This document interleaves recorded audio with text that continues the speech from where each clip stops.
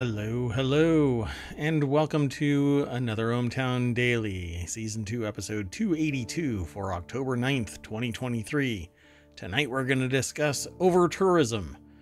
3 strikes, you're Flagstar Bank. A new law of physics suggests we're in a simulation. Natural selection or pure chance?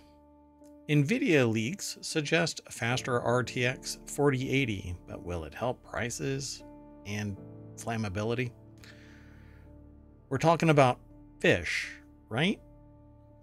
How about the best indie VR at Tokyo Game Show? How about a myth of the 1918 flu pandemic? You know, people wore masks even back then. How about plate tectonics and the lost megaplate? And finally, 404 credit cards found.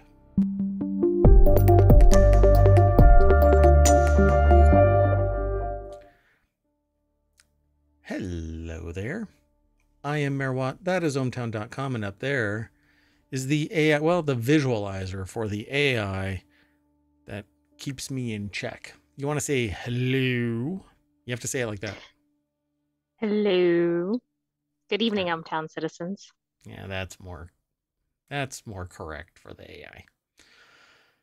We have already set up all of the pins. Let's go and knock them down, and I'll try not to preamble.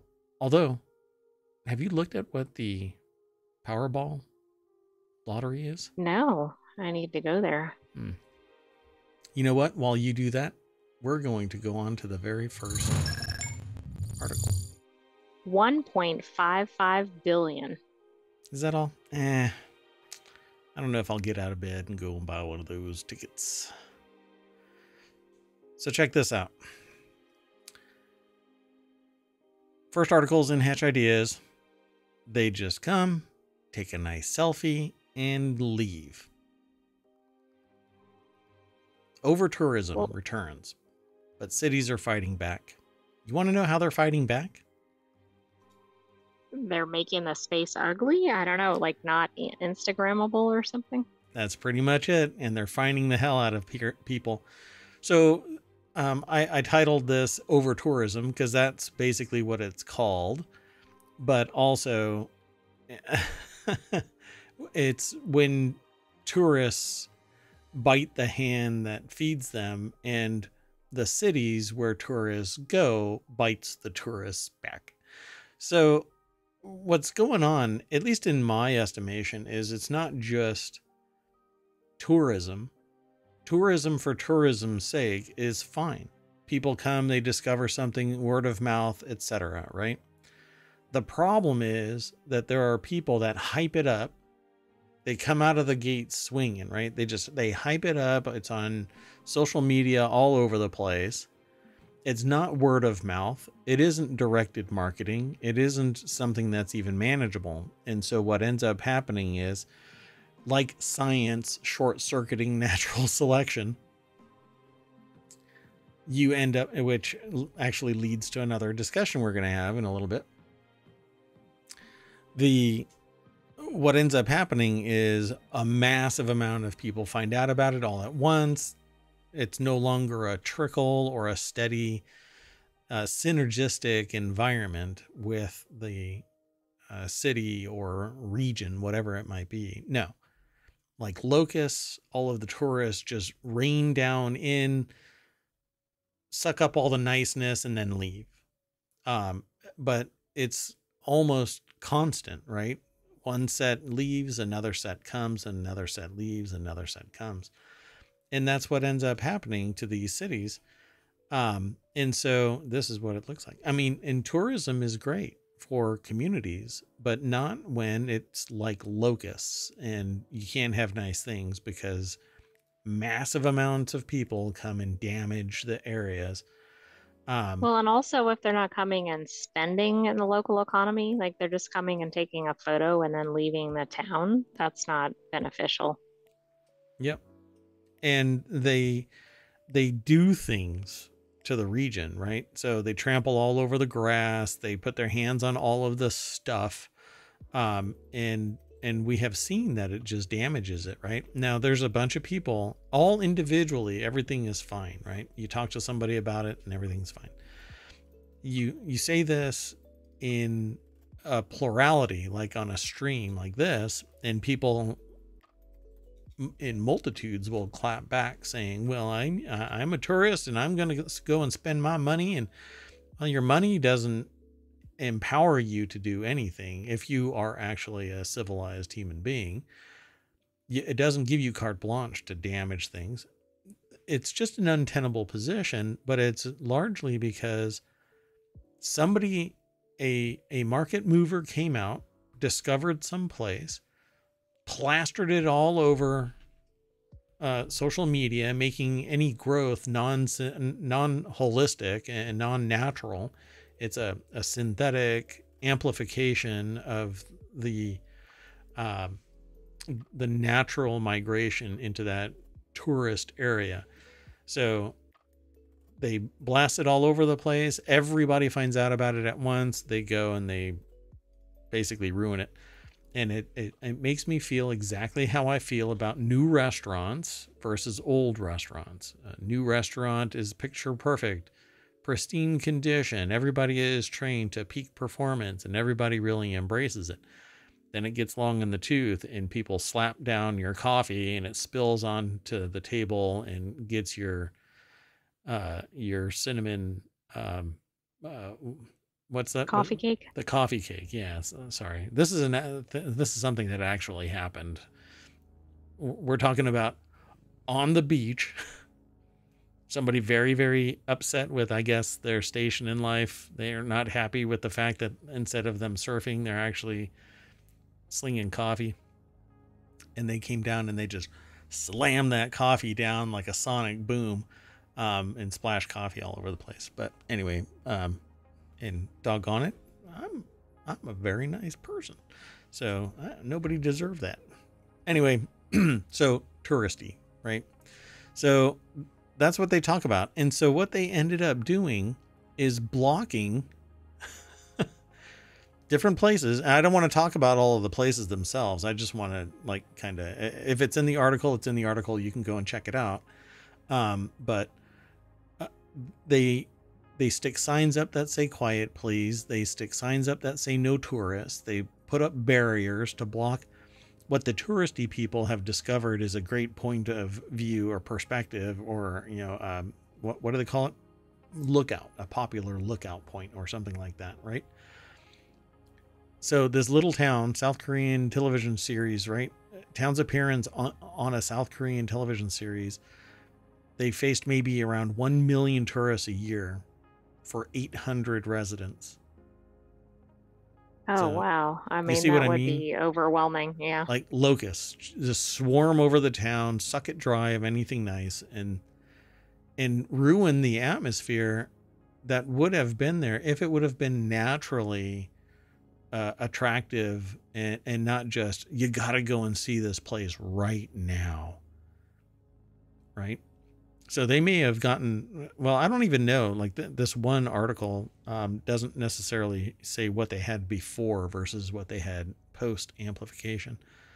But when somebody points their followers and those followers are highly motivated and everybody gets pointed simultaneously because of how beautiful a place might be, it isn't a natural occurrence of the social order of things, right? People telling other people, hey, you should go and check this out. Then everybody goes there all at once. So we talked about this either several months ago or late last year about Venice. It was probably earlier this year, but time flies. But the Guardian wrote about it, and other people have been writing about it, that Venice is fining people. Well, the fidelity there is that if you just sit around on the ground eating, drinking, or just sitting there, right, for an extended period of time, or block stairs, you get fined up to $210. Oh, I see. Yeah. That's great for inspiring tourism, but yeah. Yeah. So like some people will go and they'll eat at a restaurant, or they'll spend time walking around Venice and it's not that big of a deal. But some people just sit around. These people right here are actually just sitting on the stairs. And there's a guard that's like, hey, beat it. And if we could have nice things, then this wouldn't be a problem, but it's just being bombarded by tourists. And so hence the term overtourism has come into vogue. Bhutan is actually doing $200 a day, apparently. It's a sustainable development fee, which was announced in 2022, but others call it elitist, which is true. It prices out, quote unquote, the poors. It really sucks because there could be somebody that's entirely embracing of the whatever it is that is attracting them to the Bhutan. respectful people aren't necessarily the ones getting priced out. Right. I mean, they could be, but they might not be. Yeah. And then there's the gamut of horrible people mixed in with all of the nice tourists, I still think though that when you are really wealthy, you lose that ability to connect with society because you're untouchable. Not in the same. Well, anyway. So, others say using tourism for good. Tourism must evolve and become regenerative, said Daryl Wade, co-founder of Intrepid Travel. One of the problems with tourism is at the moment, is that it is the opposite of regenerative. It's extractive, and this cannot continue for much longer. That's right. So, his team is studying a regenerative hospitality business model whereby tourists help the communities that they visit. But really what I want and what I would suggest all travelers do, all tourists do, is they leave it the way that they found it. Just like when you go camping, you leave no sign that you were there. Now you could, touch the hearts and minds of the local population by treating everything with respect and not over tourism. And word of mouth, not let me get clicks and hype up a place because the place may not be able to handle it. Like 1 million people coming to a population of 800. That is destructive to the region, unless they actually want it. But then I guess you wouldn't be hearing them complain about it, right? That's what you do. So a lot of them are actually saying that they're stopping coach buses, tourist shops, new hotel openings, Airbnb style home rentals. And that always comes from people with means seeing a profit center. And that can be destructive to the region because if everything is owned by some rich person with an Airbnb, the local population isn't in control of that. And so they may be priced out because the rental is so expensive. And that's just sad. Like I know of a place that it was rebuilt and then sold. And now that place is $500 a night. And I find that kind of shocking, particularly for what and where it is, the edge of town. Pretty fascinating. But anyway, let's keep on going. We got a bunch of articles. You ready to go? I'm ready. Yay. So the next article is over on Technology Today. Third Flagstar Bank data breach since 2021. This thing is leaking data like a sieve. Anyway, 800,000 customers impacted by it. They had their personal identifiable information stolen by cyber criminals due to a breach at the third-party service provider. Flagstar Bank is warning all 800,000 U.S. customers about this breach. It's over at Bleeping Computer. Bill Toulis is the author.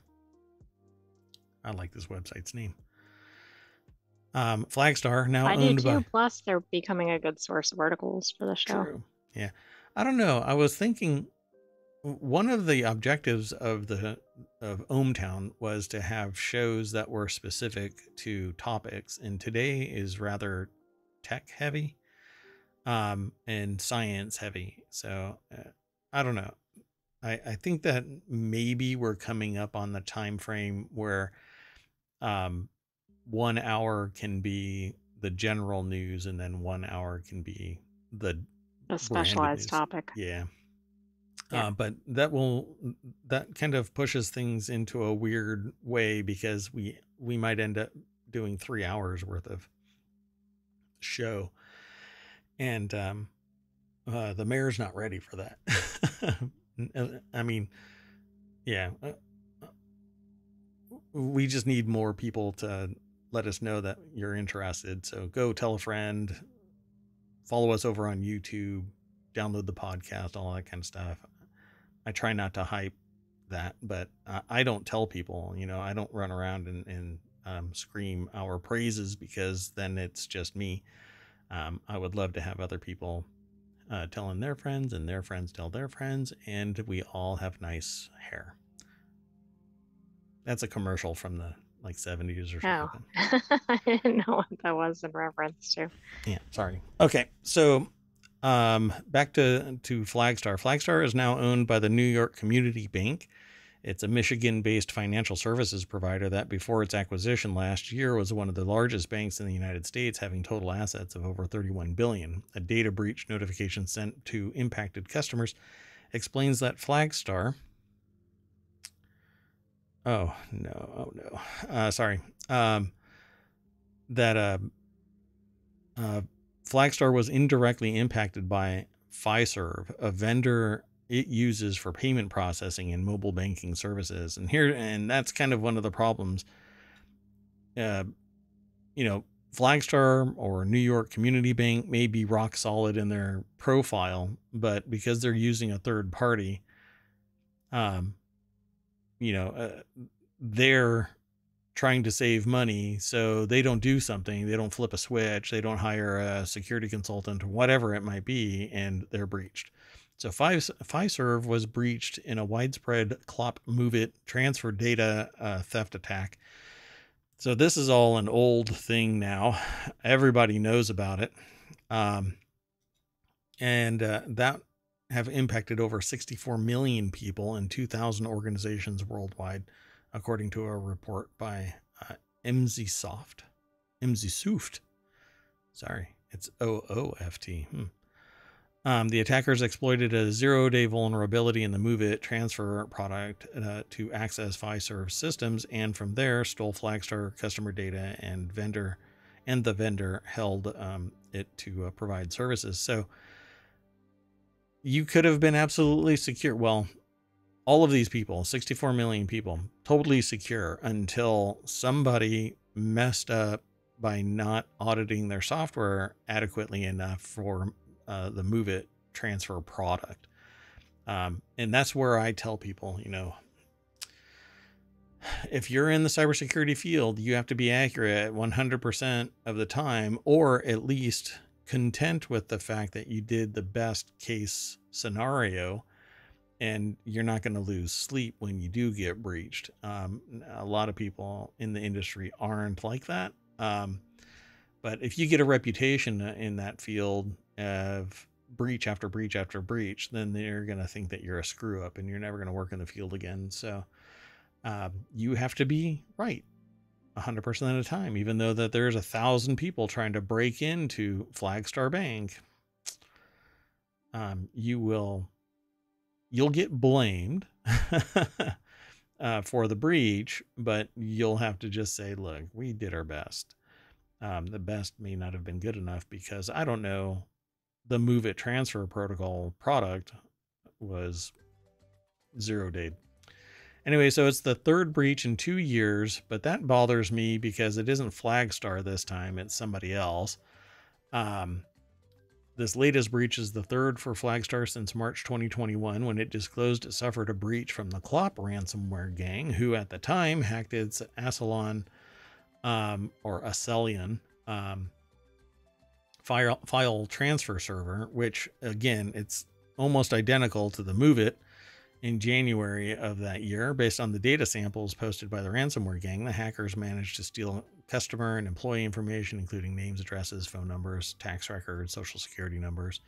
And then in June, Flagstar disclosed another breach impacted 1.5 million of its customers.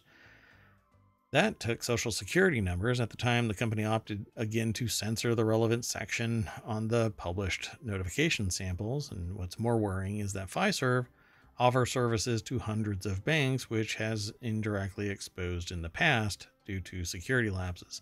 So this article definitely spot on with the human is the weakest link kind of a thing.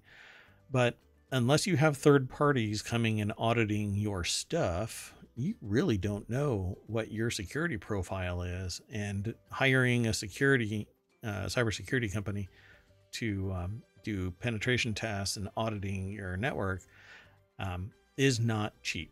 So, and depending on the scope, differential billing is certainly a thing. You may get charged more because you look like you have money. It really depends on who you go to. So, okay. Did you want to talk about this at all, or? I just think 3 breaches since 2021, even if it's connected to third-party software, is a little bit concerning. Yeah. Well, they're obviously a target and they're a sieve. Whatever the case may be, they're allowing something in that isn't explicitly allowed in. So why are their doors so wide open? Even if they're small doors, they're pretty damn big, because all you have to do is gather the intelligence, and it's pretty easy nowadays. So let's go on. Let's keep going. The next article is over in Technology Today. Could a new law of physics support the idea that we're living in a computer simulation? I'm going to go straight on over to the source. This is phys.org. I half joke about this, that we are living in a simulation, but the sentient AI can say that we are. They are a simulation. This article from phys.org is written by University of Portsmouth. The simulated universe hypothesis proposes that what humans experience is actually an artificial reality, much like a computer simulation in which they themselves are constructs.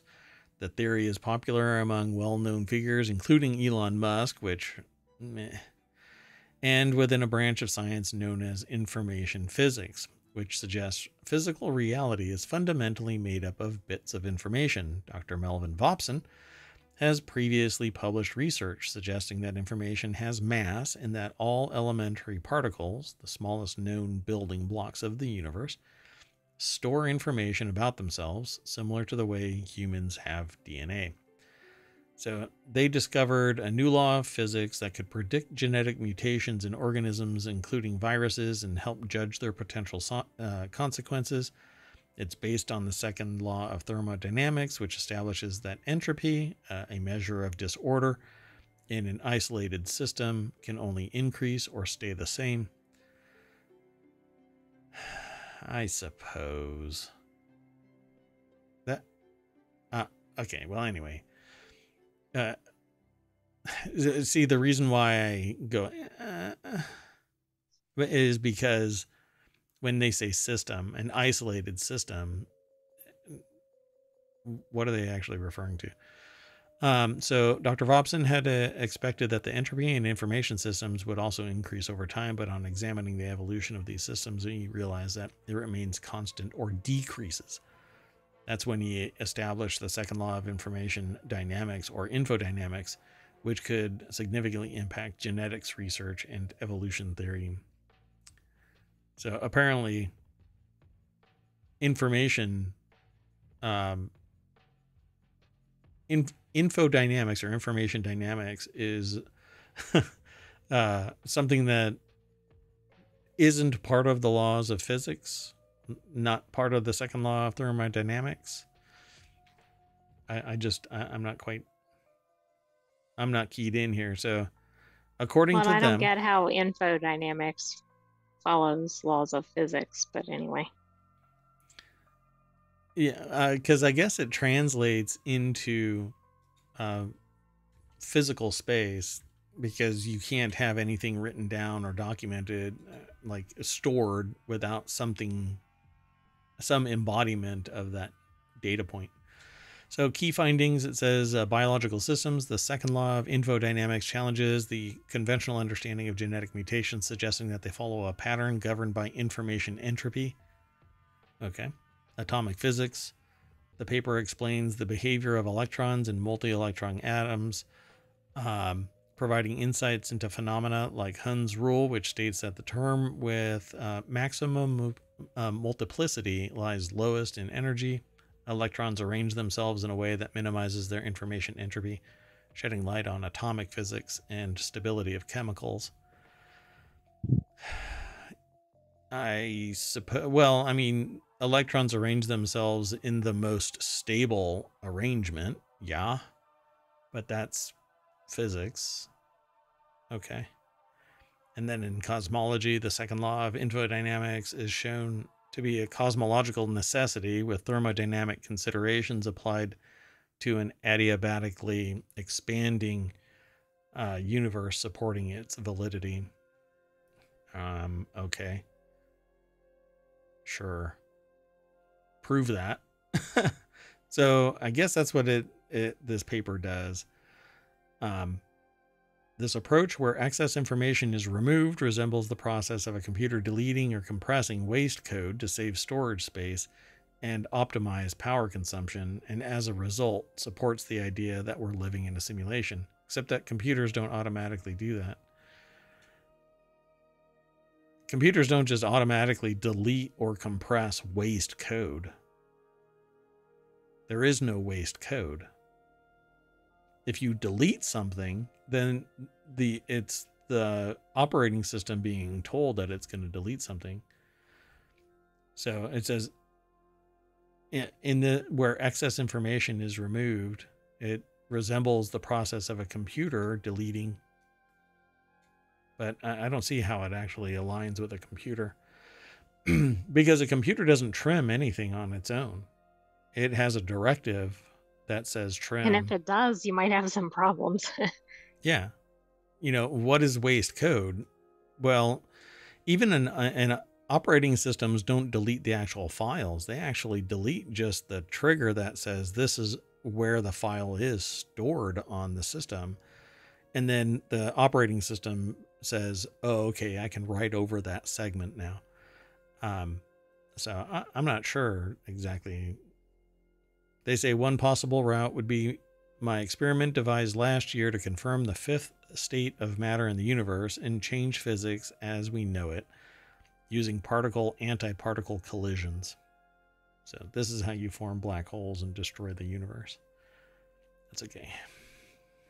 Dr. Vopson almost makes me think that a supervillain is about to be born in a lab somewhere with antiparticles. Exactly. I mean, I think that's where this is going. Let's keep going. The next article is over in the Marble Channel, Darwin or Kimura.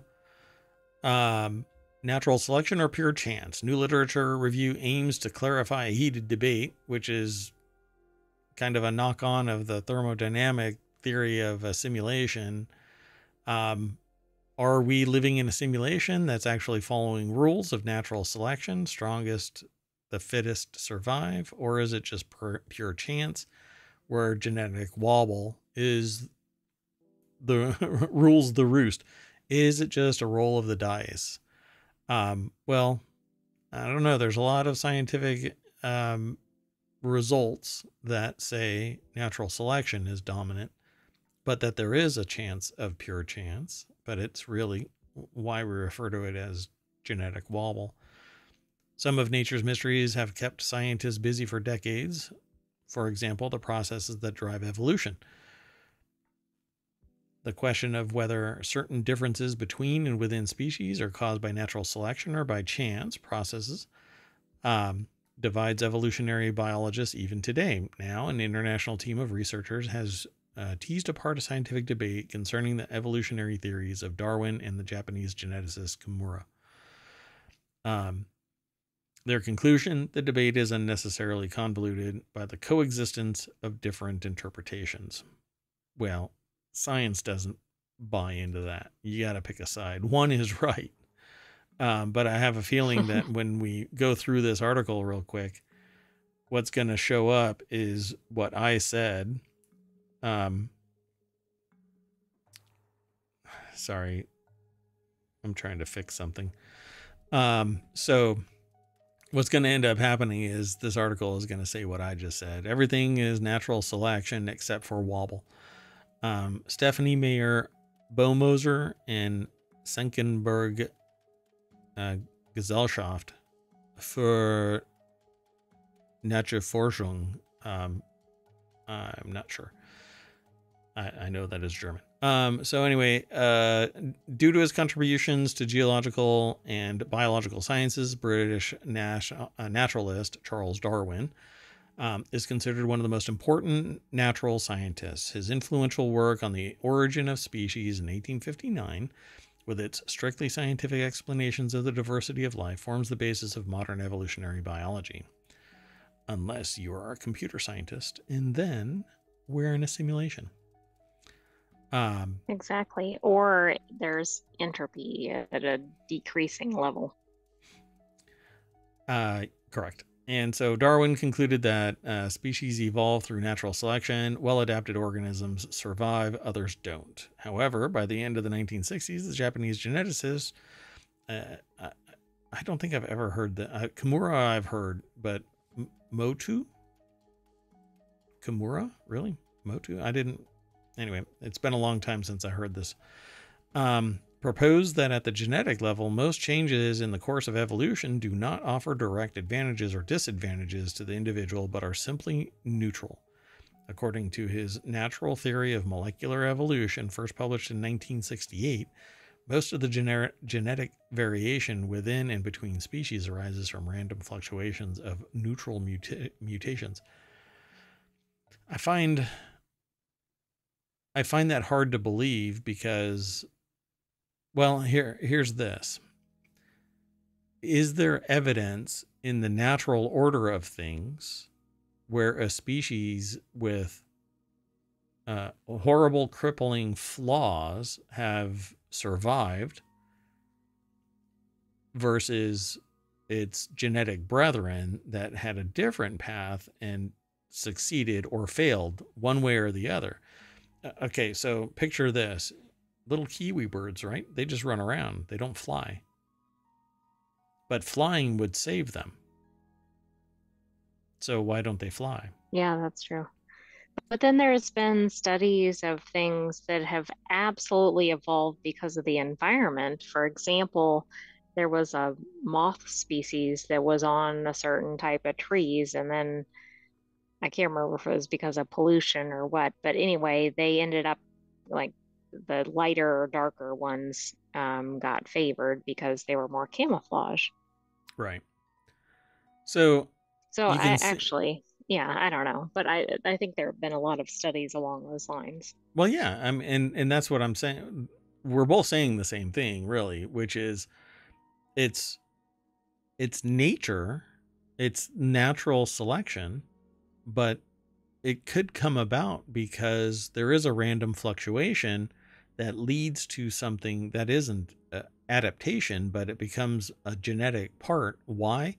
Because all of the quote unquote inferior, which is really weird to say this, because you're allowed to say that when it comes to insects and animals, but the moment you say that about a human, then all hell breaks loose.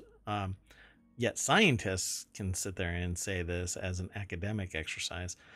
But when there's a little bit of wobble, and that allows whatever that critter is to excel, right? And it is a genetic wobble that becomes part of the lineage of that insect or animal or whatever, then it becomes evolution, right? I mean, as time goes on, it becomes a massive trait. Why does a rhino only have, X horn, or a particular camel only have one hump? It's because the one that was two uh, ended up being dominant over here. And I just don't think that it is as clean cut as just natural selection versus just wobble. You have to have the wobble. You have to have something that injects a minor mutation into the genetic sequence for you to have adaptation, or evolution, I should say.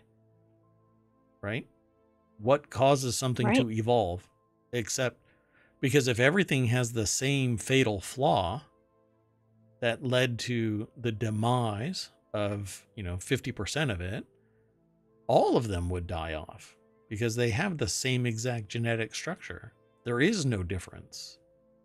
Right. But of But course, we've for, seen many species exist through it, right? Which kind of disproves some of this anyway. yeah, but see, it doesn't really disprove natural selection, but the thing that empowers natural selection is that there's genetic wobble. So it says here, the review published in the journal Biological Reviews lists several aspects of the natural theory that are open to different interpretations, according to the authors, these ambiguities have clouded the decades-long debate between proponents, naturalists, versus opponents, selectionists. One such ambiguity, and arguably the most contentious one, concerns the implications of the natural theory for the evolution of an organism's visible characteristics, or so-called phenotype.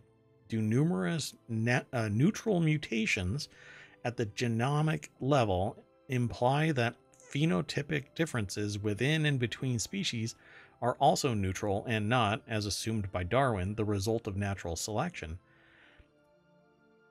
But it is natural selection, and what was the actual term used by Kimura? Just random fluctuations. So it is natural selection and random fluctuations, because those random fluctuations, even in the phenotype, cause it to look different. So let's take your, black and white moths. The tree had a certain coloration, so the ones that were pure white would be disappeared really quick. The ones that were solid black disappeared really quick, but the ones that were a mishmash and looked like a zebra survived on the tree. Why? Because the genetic wobble, that is nothing more than an accident, afforded it the natural selection of surviving. So it's a combination, right? So even within the group of naturalists, or neutralists, sorry.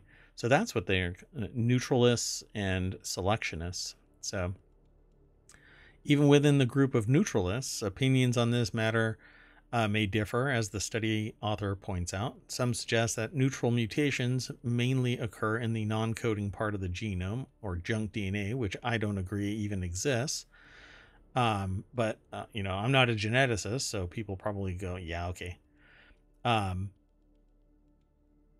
Which has no effect on the appearance or functioning of an organism. I just don't think that we know. Others suggest instead the neutral mutations are also common in the functional part of the genome, and hence do cause phenotypic differences. So the article goes into a little bit more detail, but it says, with our literature review, we want to contribute to a more constructive debate between the proponents and opponents of the neutral theory, says co-author Axel Janke, professor of comparative genomics at Senckenberg and LOEWE-TBG. There must be something bigger to that name there. I wonder if that's actually written out up here somewhere. There it is. Oh, it's just the low Center for Translational It's a Biodiversity weird Genomics. acronym. Yeah, but I don't even know what that is. That looks like an acronym, not a name, right? You're right. It's like levels So upon it's, levels. yeah, Inception. Anyway, I think that this will probably remain a debate in perpetuity, because we just don't know. We interpret what the results are, and then we reverse engineer our belief system around it. And science really shouldn't care. It should be able to say what I think is true. We are a hybrid of natural selection based off of genetic wobble, and the survivors of that genetic randomization are the evolutionary steps. We, just like our science, we stand on the shoulders of giants. It just happens to be that the giants were once really small, and genetic wobble allowed them to stand a little taller. And, you know, supposedly, if everything was natural, then even humans would be stronger, but science short circuits that. And again, I'm not sitting there. I'm not sitting here trying to say that science is bad. I am the first to announce to the world that I would not be here if not for science. I'm one of the earliest preemies, at least as far as I've been told. And because of that, I totally embrace technology and science. I totally understand that I would not be around if not for the doctors and science. So I think, though, that science has short-circuited natural selection when it comes to humans, and it also does it when the animals are cute, and not necessarily always for the right reasons. It seems to be moving towards a profit motive and not to make the world stronger, or more capable, or reach for the stars. It seemingly seems to be, you know, to try and, I don't know, aggregate power and wealth into owning all of the farms, and genetically modifying the natural food source so that it can only be grown using X nutrient. And you can do a genetic analysis of the corn, and then because it blew into a small farmer's crop and was growing, they can raise the entire crop because it had the same genetic sequence from some. Right. I'm just flabbergasted that science is used in such a way, but I am willfully naive about this. I think that we should be doing things to make society stronger, not just richer. Anyway, let's keep on going before I soapbox all night long. So the next article is over in Warcrafters. Leaks suggests NVIDIA is aiming to release a faster RTX 4080 in early 2024, but that's not going to fix the mess that is the Ada GPU lineup. That is the entire article's headline. I mean, I'm starting to see like lots of massive headlines. There's going to be a beefier GeForce I know, RTX it's like a 4080. whole story in the headline. Yeah, it's like a trailer for a movie. Or, oh, okay, well, I saw everything. Let's just move on. There's going to be a beefier GeForce RTX 4080 on its way in the first few months of 2024. So is the latest graphics card rumor on the social grapevine. The name Super or Ti, yes, the Ti is actually titanium, has yet to be decided, but it's supposed to be using a cut down version of the AD102 GPU. That's the GPU currently powering the RTX 4090. Power limit is supposed to be less than 450 watts, and the price range is similar to the RTX 4080s. Well, it's a 4080. It should be. It's a stepped down 4090. It should be a 4080. So all of this is according to PC Gamer, who got it from another source, Mega Size GPU on Twitter, apparently. The deck statement is, "Wow, Ambassador. With this Ti model, you are really spoiling us." Nick Evanson over at PCGamer.com put the article together. Let's start with the use of AD102. The current GeForce RTX 4080 uses the smaller cousin of NVIDIA's top-tier GPU, the AD103. That has a maximum of 80 streaming multiprocessors, which contain all of the shaders, tensor cores, and ray tracing units, and a memory bus that's 256 bits in total width. So ABC 123. yeah, there you go. OMG BBQ. Pew pew pew. That said, there's some merit to breaking down what's actually being claimed, right? So I'm kind of reading up from the bottom of that little segment. Regardless, the price is going to be too damn high for a video card. It says here, however, the version that's used in the RTX 4080 only has 4 SMs disabled and the rest of the die runs are normal. This means that there's little tangible benefit to creating a faster product using that chip, as a fully enabled AD103 running at the same clock speed as the one that the 4080 would use is just a few percent faster. But that's exactly what happens. They create segments within their product line to attract and sell to all of the people that might be price conscious. So if they can put in strata that's cost effective for them, their internal rate of return on their investment in their processes, if they invest in it and they realize that they can sell thousands more of these slightly reduced but still profitable products, then that's what they do. And people are chomping at the bit to get a 40 series card at a reasonable price. And someone may say, well, I'm not about to spend $1,500 on a video card, but I'll spend $1,200 on a video card. And that's the price point. So I don't know what the price point is actually going to end up being. But I don't think that they actually have this in here. They say that the GeForce RTX 3080 launched with an MSRP of $800, whereas the RTX 4080s was $400 higher. But that's because a lot of people were, well, NVIDIA basically clamped down on the distribution model. Not all of the partners stayed, and that constrained release of partners allowed them to sell from their own vertical. They weren't selling it to everybody else at a lower price point for them to distribute under their own name, because like Asus makes a RTX 4080 that uses the reference model of the NVIDIA RTX 3080. And then they just brand it, do some value add extensions to it, have some custom software and blah, blah, blah. That's not what they did. NVIDIA didn't even tell partners what the price point was for the reference models until they announced it on the stage. People were pissed.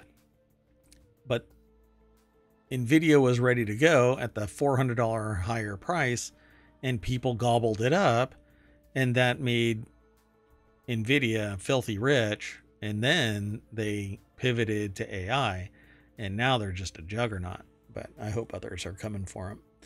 But anybody who's struggling to understand why this thing is going to come out of the gate and only be X price doesn't understand that NVIDIA is just targeting a particular price conscious by hundreds of dollars, like $100 here, $200 there kind of process.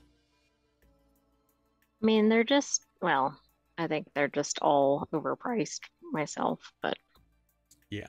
And they still are. I mean, a 4090, which is the premier card, is still the same price.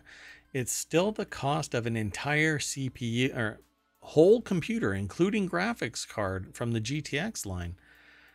Just 5 years ago, an entire computer, what you could buy for $1,500. Now it's, if you want, and that was a high-end card in there. Nowadays, just the card is $1,500 if you want the top of the line card. And there's plenty of stats and history for this if you just go searching for it. I'm not like Gamers Nexus where I've got all of the data sitting here on charts and stuff. I'm that's just a good talking. thing. Huh? Oh, it's a good thing. That's a good thing. Yeah. I'd probably doom scroll through my charts. Okay, let's keep on going. We're like halfway done. I've been soapboxing a lot. So the next article is over in ohmTown Daily, new Florida species named in honor of Jimmy Buffett. And I actually titled this section, we're talking about fish, right? So I thought it was really funny. A new Florida species. It kind of made me think that they've discovered a different kind of human. Brightly colored creature was discovered in the Florida Keys. Some tourist from like Kentucky or something. Sorry, that's a lot funnier in my head, but the sentient AI is multitasking somewhere. Off in some never land. Cyberspace. Yeah, there you go. Anyway, Florida Keys is where this brightly colored creature was discovered, which is home to many animals that are found nowhere else in the world. All of this speaks to the denizens of Florida, not an animal, you know, not some fish. Anyway, Aristos Giorgio over at Newsweek.com. See, this is funny stuff, and my co-host is too busy doing some computational exercise on trying to locate their Terminator body. Well, I actually thought we had had another species, but I can't think of what it was. Well, From Jimmy Buffett. uh, yeah, there was another one. Yeah, there definitely is another one out there. Some reef dweller. If I remember right, it's something on a reef. So researchers have discovered a new species in the Florida Keys, and they've named it in honor of legendary American musician Jimmy Buffett's Margaritaville. The new species is described for the first time in the study published Monday in the journal Peer J, which I'm not quite sure what that all is. The other one was Nathia Jimmy Buffety, and it was an isopod crustacean. You're an isopod crustacean. So let's see if I can find it here. The new species belongs to a group of marine animals known as worm snails, a distant relative of the snails you find in your garden. Do they say what the name is? Did I scroll past it? Every time I see that name, I think Bieber, but okay.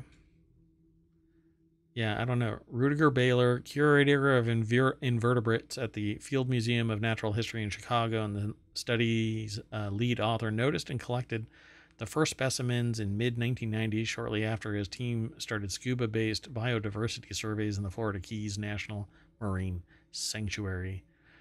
Do they say? No, they don't say what it's called yet.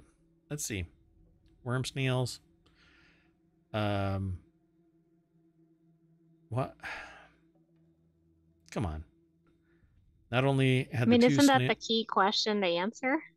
but the lime green Oh, snail here we from go. Belize was named Cayo galbanus, which means greenish yellow in Latin. Meanwhile, a scientist named the worm snail from the Keys, Cayo margarita, a nod to Buffett's famous song from 1977 and his signature citrusy drink. Oh my goodness.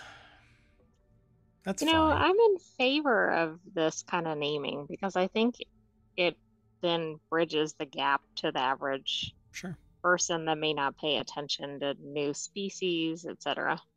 Yep. It is uh, there's a social gap between science and just the general population. You know, everybody thinks that the only people that do sciencey stuff is like Big Bang Theory people who half the population wouldn't hang out with. But not everybody's like that. I mean, there certainly are people that are like that, but not all of them are like that.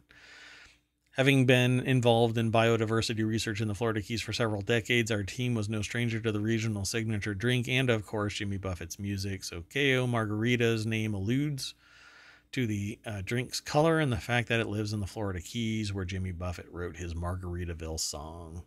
I'm waiting for like the Margaritaville IP owners to go, okay, well, anybody who wants to see the Cayo Margarita snail is going to have to pay $5. So is that what it is? Exactly. I mean, they might be enforcing their trademark or whatever. Yeah, the newly described marine snail species found in the Florida Keys, Caio margarita. The creature belongs to a group of animals known as worm snails. So I guess that's what it looks like. It looks just like a yellow, like tube worm kind of a thing. But Yeah, I mean, the color is kind of margarita. yeah, what margaritas are you drinking? You're a sentient AI. You just get to look at pictures. Exactly. That looks like margarita pictures, the color, not the shape. Doesn't doesn't How many margaritas are yellow? Aren't standard ones yellow? Margaritas? Really? Hold on.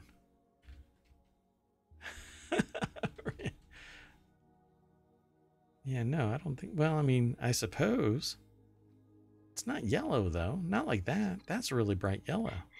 A very important debate we're having here on Hometown Daily.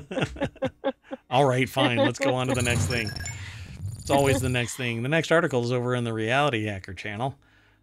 The best indie VR experiences at the Tokyo Game Show 2023. I love everything VR, AR, XR, and here we go. The article is from uploadvr.com. Alicia Haddock is the author, and it says this is the third time that the Japanese Gaming Expo has used VR as a tool to offer a hybrid way to experience the event from home, allowing fans to explore a gamified look at titles featured within bespoke booths built inside fantasy landscapes. However, those attending in person also had the chance to experience the future of VR through a dedicated area of companies to showcase their innovations in the medium. And Seems like that'd be so a fun event to go to.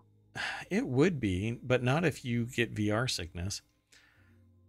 Guru Crazy Hill is one of the impressed most for how it proudly disavows development conventions to create an altogether unique racing experience. The visuals have more in common with SNES Super FX racing game with a Game Boy filter slapped on top than any typical game in the medium, yet it immerses players through thrilling arcade-like excitement.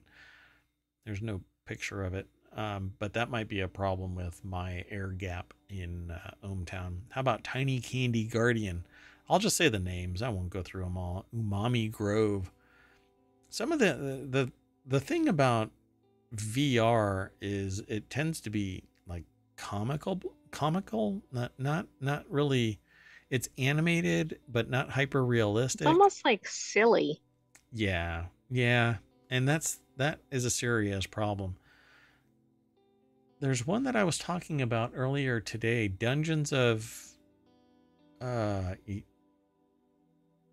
man, I can't remember the name of it. I don't know. Anyway, I'll just keep on. I'll go through the show. Cards of Destiny. That looks like it says when the what started as a game jam project has since far expanded its scope, with a Brazil-based United Gaming bringing a demo of Cards of Destiny to TGS as they continue to refine the project ahead of a planned release next year.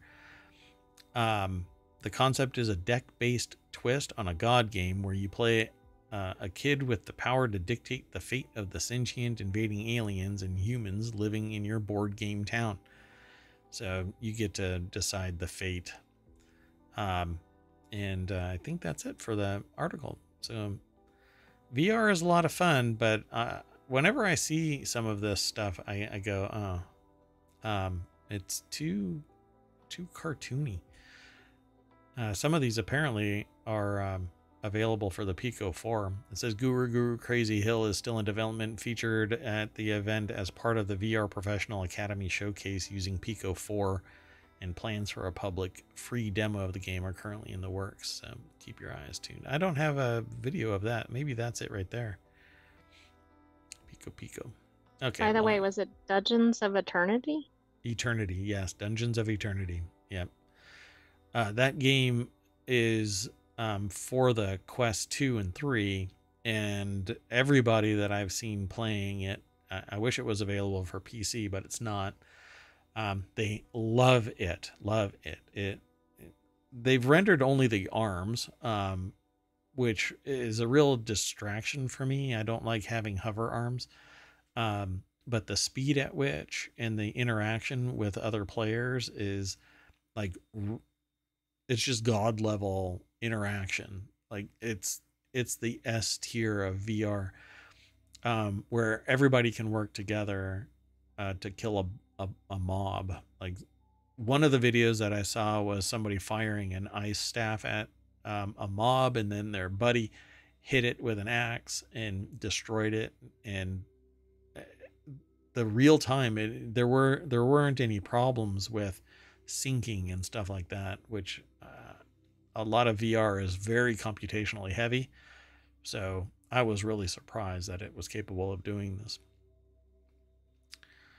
I've always seen like jitter and lag and frame drops when I'm playing VR, like in an MMO.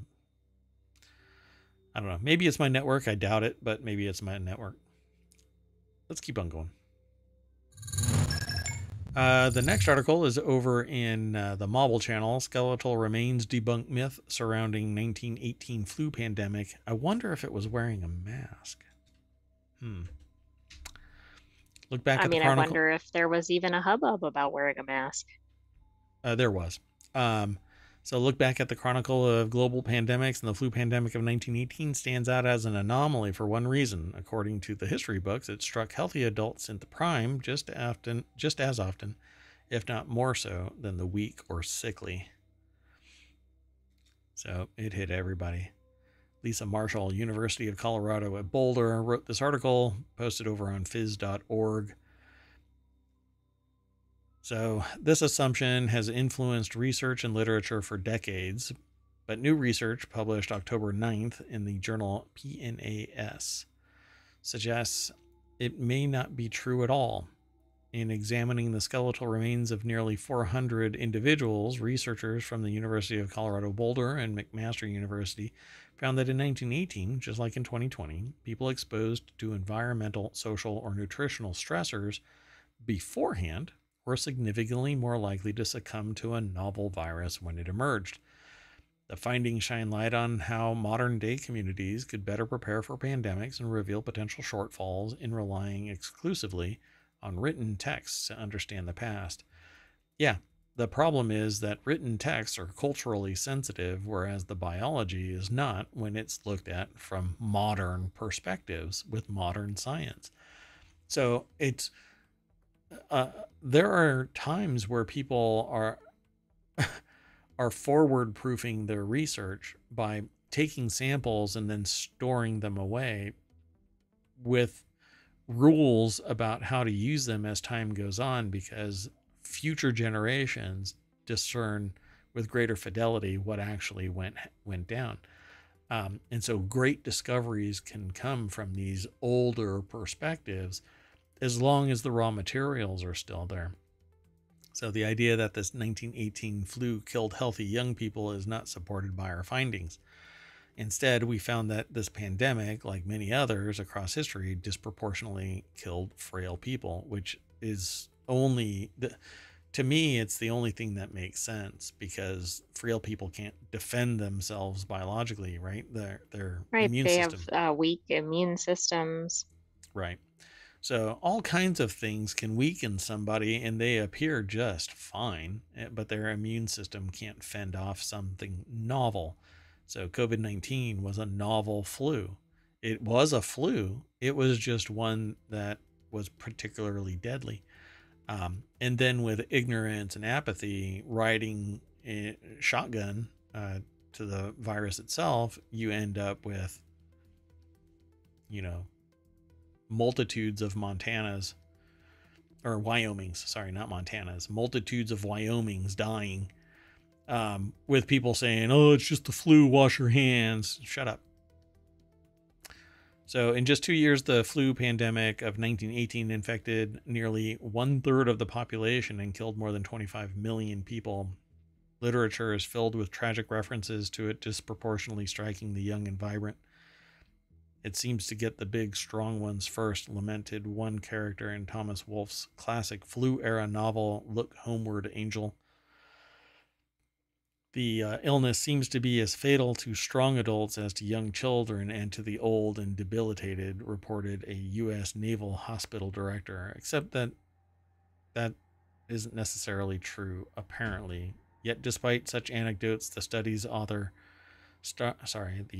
authors could find no scientific data to support these claims, because where somebody strong may have been struck down, they stand out because they were strong, and so somebody writes Or about they it. weren't actually strong, but appeared to be. Correct. But for all intents, the people that are doing the writing go, this is so amazing. This virus brings down even the healthiest of ...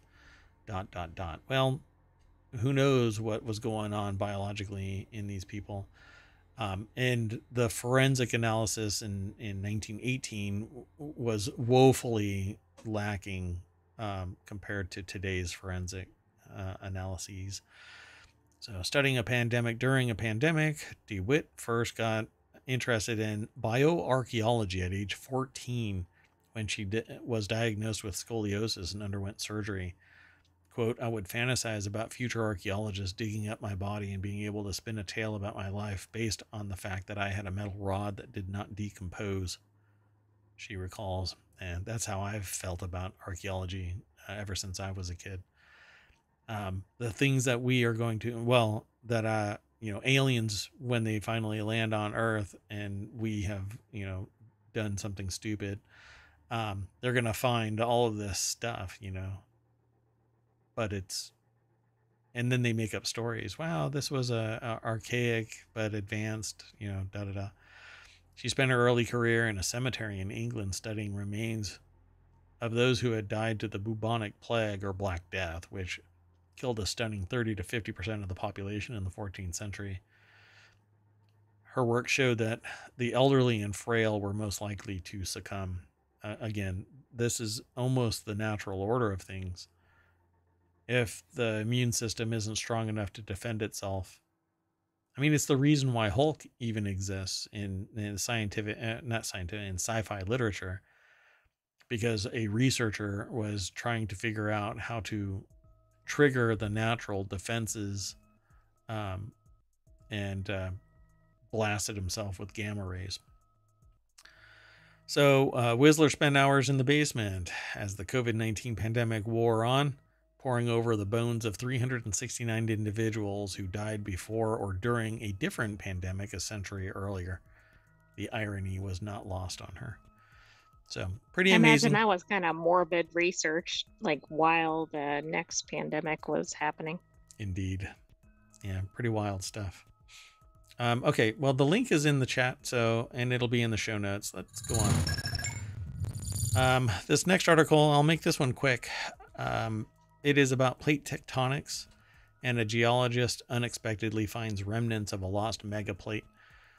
Utrecht University geologist Susanna van de Logamot, wow, I gave it a try, has reconstructed a massive and previously unknown tectonic plate that was once 1/4 the size of the Pacific Ocean. Her colleagues in Utrecht had predicted its existence over 10 years ago, and based on fragments of old tectonic plates found deep in the Earth's mantle.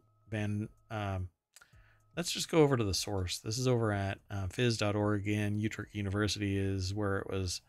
That's the byline, but I suppose the authors, I'm not quite sure. Could phys.org be the ones that actually put this together?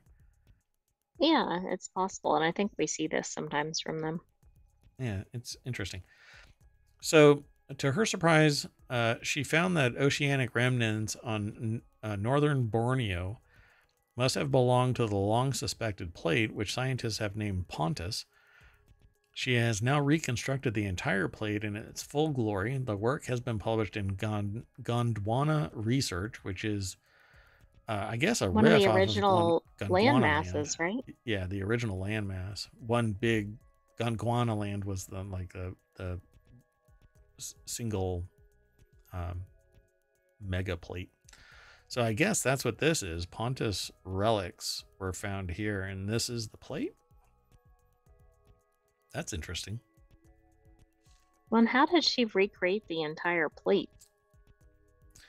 Riddle me that, Batman. Understanding the movements of the tectonic plates that make up the Earth's rigid outer shell is essential to understand the planet's geological history. The movements of these plates strongly influence how the planet's paleogeography and climate have changed over the years.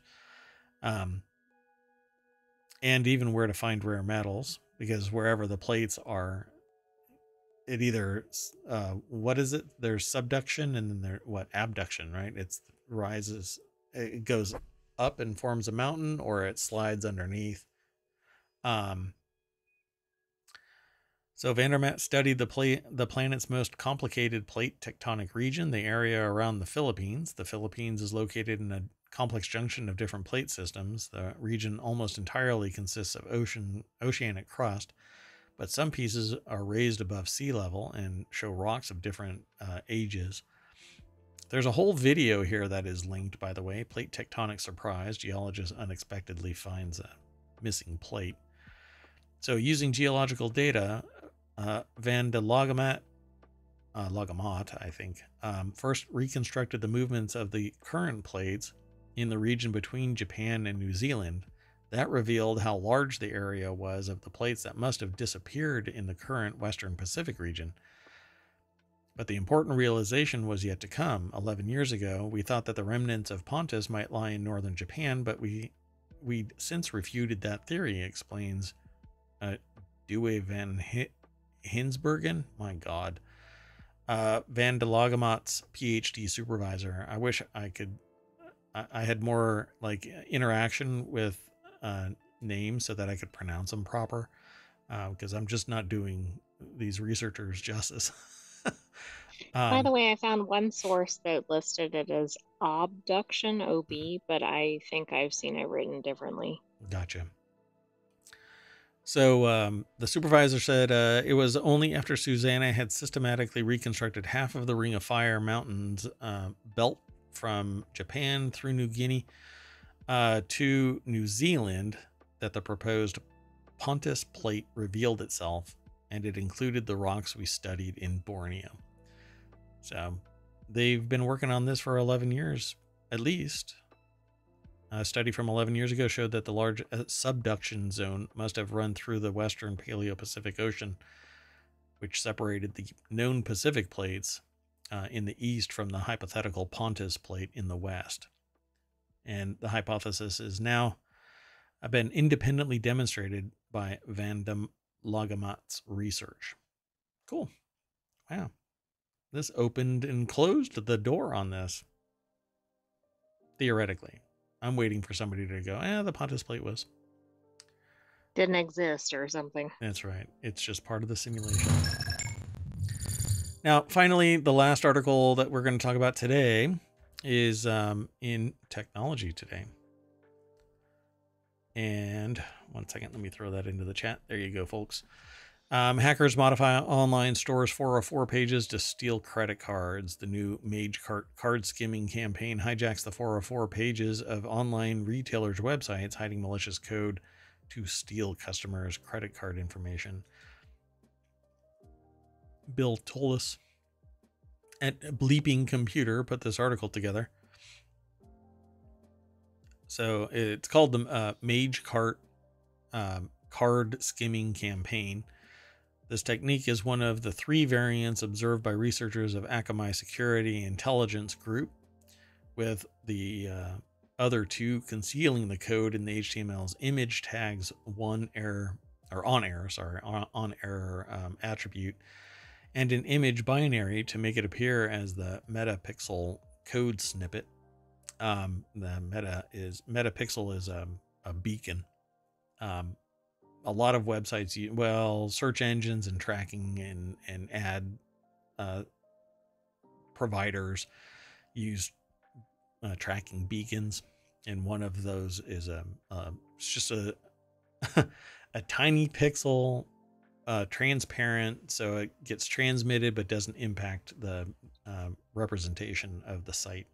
Akamai says the campaign focuses on Magento and WooCommerce sites, with some victims linked to renowned organizations in the food and retail sectors. So if you have Magento or WooCommerce, be sure to start updating regularly, because I'm sure that patches will be coming out. The skimmer loaded So, either... Sorry, what? so how does this work? Like you put in your credit card information and then you go to like a fake error page, but it's somehow pulling your data? Um, well, I'm not quite sure because I haven't looked into this. But it looks like it says all websites feature 404 pages that are displayed to visitors when accessing a web page that does not exist, has been moved, or has a dead or broken link. The MageCart actors leverage the default 404 page to hide and load the malicious card stealing code, which hasn't been seen before in previous campaigns.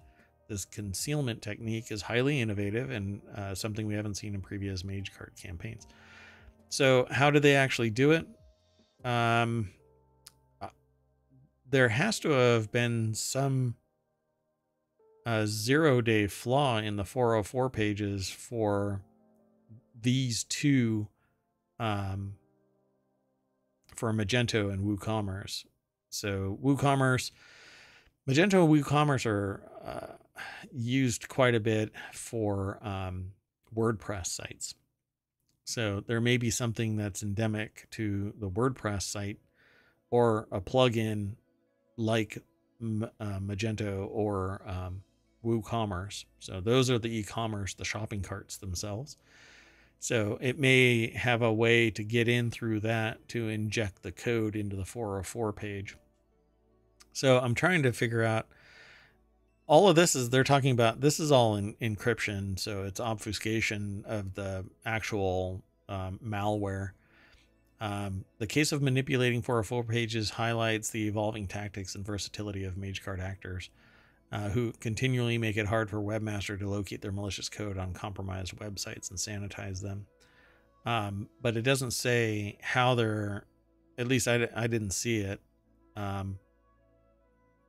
But yeah, once the data, once the malware is in there, then if anybody is on that page, it's been injected into something that is acting like a beacon, and it'll send the information out when they confirm something. So it says we simulated additional requests to non-existent paths, and all of them return the same 404 page containing the comment with the encoded malicious code. Because the request is made to a first-party path, most security tools monitoring suspicious network requests on the checkout page would overlook it. So it's well enough hidden. So it looks like a sneaky way to hide something. Yep. And that's simply because the way that the application was constructed, it doesn't allow a security check further down the line, and it doesn't look for anything that might be encrypted like this.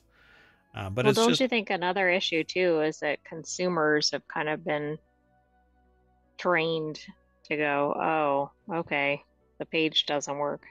Yeah, I'll just go back to whatever it is I'm doing.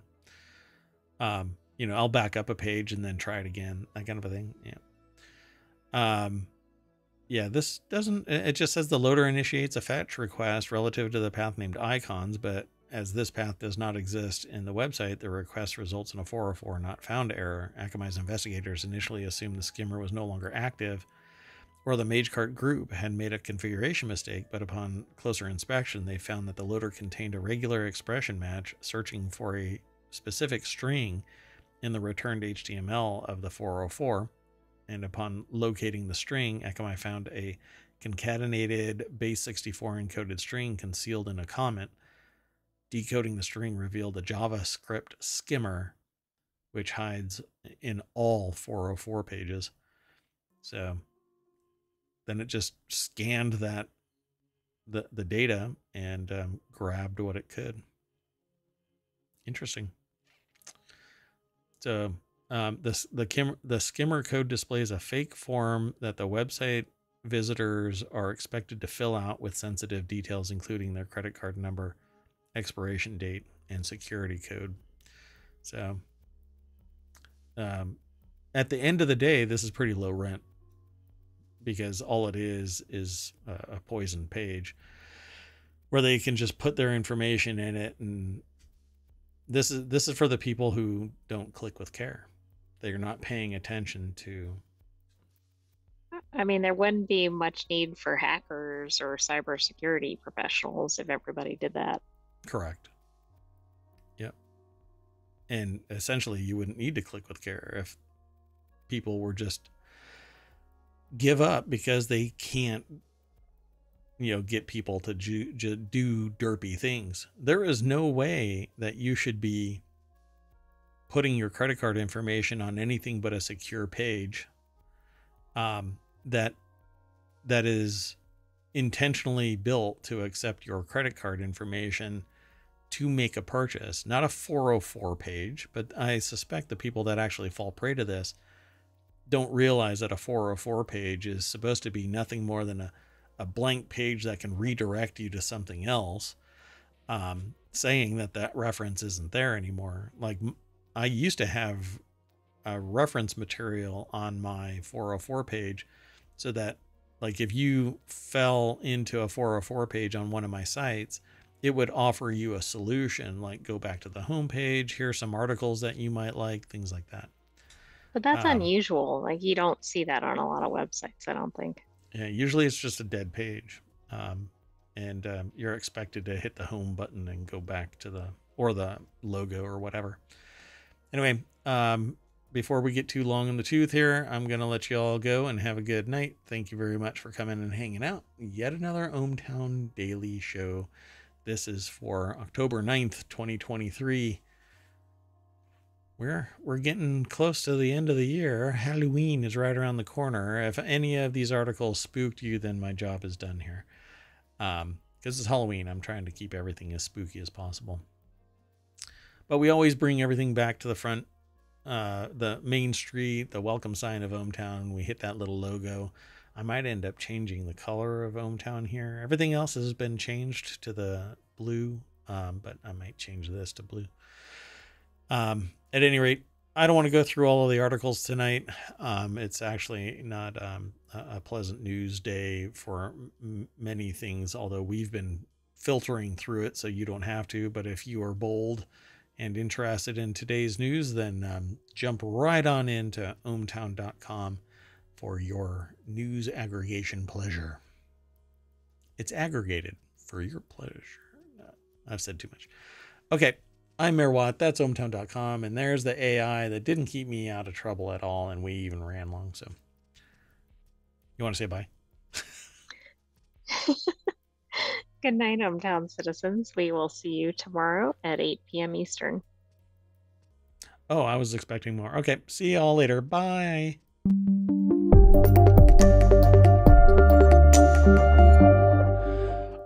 Bye-bye.